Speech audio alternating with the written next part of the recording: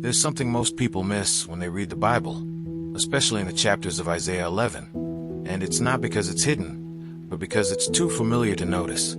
To explain it simply, what looks like just another prophecy is actually a direct challenge to how people understand leadership, justice, and even hope itself.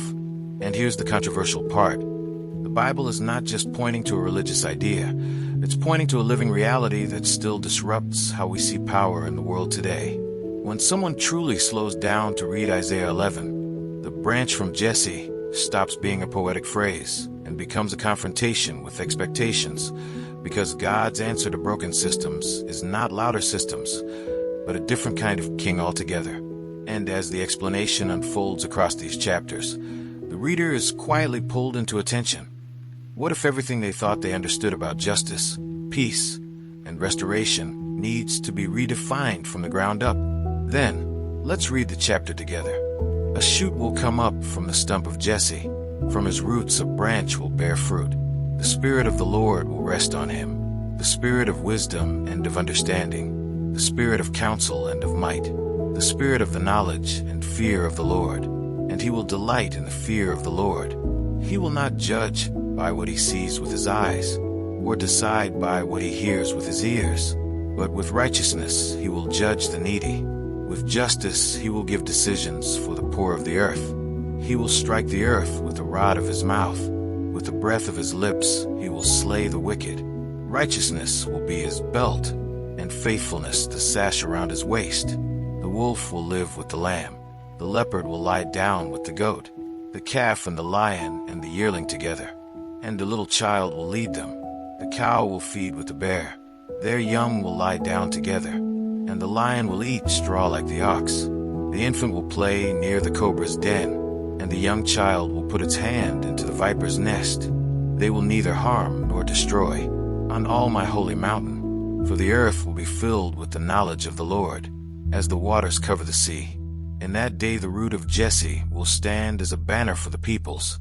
The nations will rally to him, and his resting place will be glorious. In that day the Lord will reach out his hand a second time to reclaim the surviving remnant of his people from Assyria, from Lower Egypt, from Upper Egypt, from Cush, from Elam, from Babylonia, from Hamath, and from the island of the Mediterranean. He will raise a banner for the nations and gather the exiles of Israel. He will assemble the scattered people of Judah from the four quarters of the earth. Ephraim's jealousy will vanish, and Judah's enemies will be destroyed. Ephraim will not be jealous of Judah, nor Judah hostile toward Ephraim. They will swoop down on the slopes of Philistia to the west. Together they will plunder the people to the east. They will subdue Edom and Moab, and the Ammonites will be subject to them. The Lord will dry up the gulf of the Egyptian sea. With a scorching wind he will sweep his hand over the Euphrates River. He will break it up into 7 streams, so that anyone can cross over in sandals. There will be a highway for the remnant of his people that is left from Assyria, as there was for Israel when they came up from Egypt. Let's say a quick prayer to thank the Lord for his mercy. Father, thank you for this moment and for what has been revealed through these chapters. Thank you for Isaiah 11, for the hope of the branch from Jesse, and for reminding us that your justice is never late and never broken. Help us not just to read these words, but to carry them into our daily lives, into our decisions, our attitudes, and the way we treat people around us.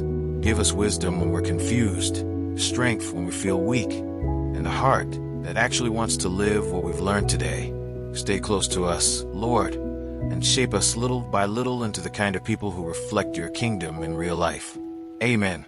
When someone finishes read and carefully walk through the Bible, especially the chapters of Isaiah 11, the explanation doesn't stay in theory anymore. It starts pressing into real life.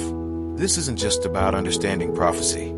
It's about asking what kind of response it demands from the heart. To explain it practically, the branch from Jesse challenges the reader to rethink how they treat others.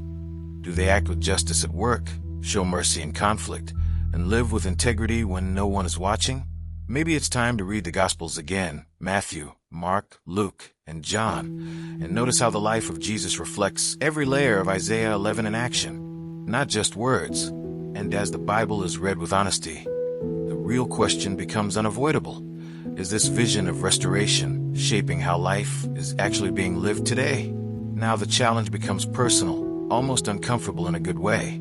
Because Isaiah 11 doesn't end in admiration, it ends in invitation. To explain it simply, the chapters push the reader to align daily decisions with the values of God's kingdom, even in small things like patience in traffic, honesty in business, or forgiveness in family tension.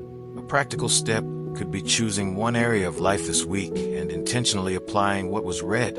Just one, but with consistency and seriousness. And here's where reflection gets real.